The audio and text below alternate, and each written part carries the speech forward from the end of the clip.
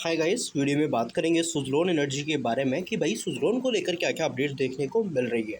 Guys, आज ईद पर बाज़ार का हॉलीडे, सो कल यहाँ पे बाज़ार अगेन फिर से अपने यथावत स्थिति में ओपन होते हुए देखने को मिलेंगे। सो हम ये चीज़ जानने वाले हैं कि जैसा कि हमने कल के सेशन में देखा था कि भाई 5% तक की जो चीज़ें थी वो अच्छी देखने को मिली। सो आज हॉलीडे है, कल बाज़ार ओपन होगा, तो कल का सेशन कैसा रह सकता है? क्या सुज़लोन एनर्जी कल फिर अगेन अच्छा करता हुआ नज़र आएगा या वॉलेटिलिटी देखने को मिलेगी? क्योंकि फ़िलहाल देखा जाए अपडेट आ रही है, पावर की जो डिमांड है वो कंटिन्यू इंडिया में बढ़ती हुई दिख रही है। एंड फ़िलहाल तो जो औद्योगिक मांग है ना, उसको छोड़कर जो घरेलू मांग है वो हमें बहुत ही ज़्यादा देखने को मिल रही है। यानी कि एक चरम पर सबसे ज़्यादा घरेलू जो शीतलन मांग है वो बढ़ चुकी है। सो इस वीडियो में सब अपडेट जो है वो हम जानेंगे। सो इम्पोर्टेंट की गाइस, हाल ही में 5 बड़े ब्रोकरेज ने लगातार सुज़लोन को कवर किया था एंड यहाँ पे उन्होंने पॉजिटिव चीज़ें बोली थी कि सुज़लोन में भी के टाइम क्या हो सकता है। हालांकि रिजल्ट कंपनी के ईयर ऑन ईयर देखा जाए रेवेन्यू के हिसाब से बढ़िया रहे थे, बट क्वार्टर ऑन क्वार्टर यहाँ पे कुछ चीज़ें अच्छी देखने को नहीं मिली प्रॉफिट के हिसाब से। सो ये चीज़ें हैं। बाकी गाइस देखिए, ये जो वीडियो है ना, एजुकेशन पर्पज़ के लिए रहेगा। इसमें अपन किसी भी तरह का प्रॉफिट लॉस या सेल बाय का जो रिकमेंडेशन है वो नहीं करेंगे। एंड थोड़ा बहुत हम कल के बारे में बात करेंगे। सो इन एजुकेशन है उसके हिसाब से रहेगा। सो प्लीज़ आप रिसर्च करना मिस मत करिएगा इस यहाँ पे, अपनी रिसर्च करके ही डिसीजन लीजिएगा। सो ये कुछ 27 मई जो है इस डेट, उसकी मांग का जो ये आपको यहाँ पे डेटा है वो नज़र आ रहा है। देखो, फिलहाल देखा जाए ना, तो जो कोल है ना, वहाँ से सबसे ज़्यादा इंडिया में बिजली बन रही है। इसके चलते अगर आप देखोगे, हाइड्रो यानी कि पानी से 8% बिजली बन रही है। इसके बाद सोलर या विंड की बात करूँ मैं, तो वहाँ से 18% बिजली की मांग की पूर्ति हो रही है। 3 अदर से 2% गैस से है। तो टोटली यहाँ पे 100% जो बिजली है वो अलग अलग सोर्सेज से हमें नज़र आ रही है, जिसमें कोल का सबसे ज़्यादा यहाँ पे हमें जो डेटा है वो नज़र आ रहा है।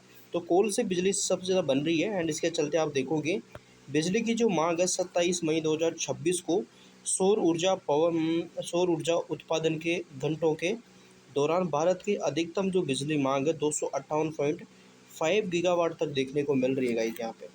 तो बिजली की डिमांड बड़े पैमाने पे देखने को मिल रही है। आज की मांग है, लेटेस्ट डेटा है, इसके जो अपडेट्स है वो भी आप देख लीजिए।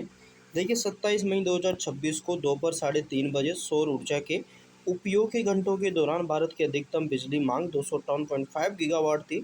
गैर सौर ऊर्जा के उपयोग के घंटों के दौरान अधिकतम मांग 247.6 गीगावाट थी। कुल उत्पादन यहाँ पे 6085 MAU रहा है। एंड MU मतलब यहाँ पे अभी किस किस से पूरी करी गई है, तो वो भी आप यहाँ पे इजीली, जैसा कि उस पैरा मतलब उसमें दिया गया था, वो यहाँ पे भी दिया गया है।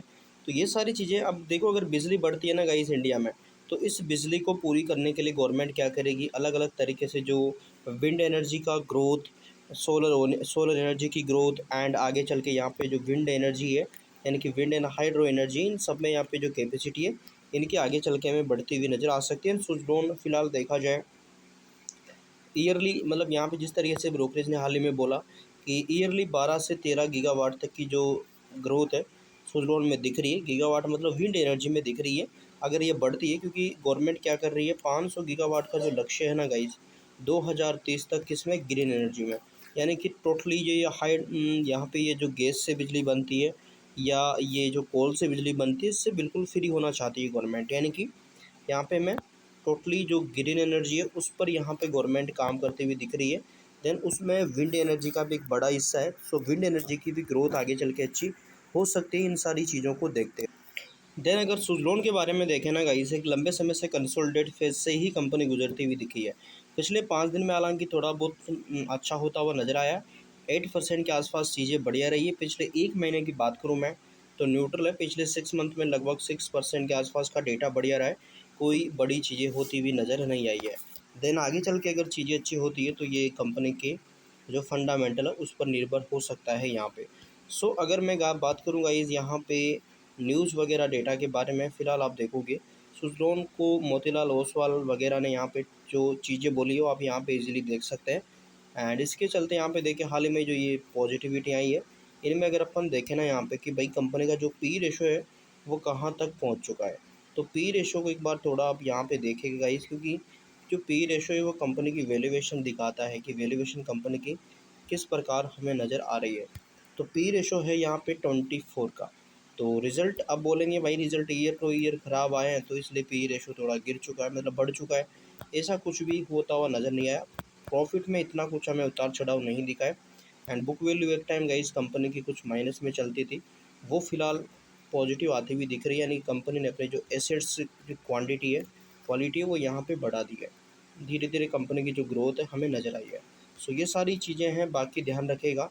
एंड कंपनी का अगर पिछला कुछ ट्रैक रिकॉर्ड आपको बता दूं मैं, कंपनीज ऑलमोस्ट अपने आप को डेथ फ्री घोषित कर रखा है कंपनी ने। Companies expected in give quarter result यहाँ पे। एंड जो CAGR ग्रोथ है पिछले 5 ईयर के नेट प्रॉफिट की, वो लगभग 45.7% हमें देखने को मिल रही है। Companies good returns and equity यानी कि ROE देखोगे तो लगभग हमें 5 ईयर की 39 तक देखने को मिल रही है। तो ये कंपनी के कुछ फंडामेंटल है जिनको आपको जानना चाहिए। सो ये सारी चीज़ें हैं, बाकी देखते हैं कल का दिन कैसा रहता है। हालांकि आज हॉलीडे, सो कल बाज़ार में चीज़ें देखने को मिलेगी वो हम देखेंगे। सो इम्पोर्टेंट गाइस की चैनल पर नए हैं सब्सक्राइब कर सकते हैं, बेल आइकन को प्रेस कर सकते हैं ताकि आगे अपडेट आपको मिलते रहे। बाकी हमारी तरफ से किसी भी तरह का प्रॉफिट लॉस या सेल बाई के रिकमेंडेशन नहीं है, सो प्लीज़ आप अपनी रिसर्च ज़रूर करें।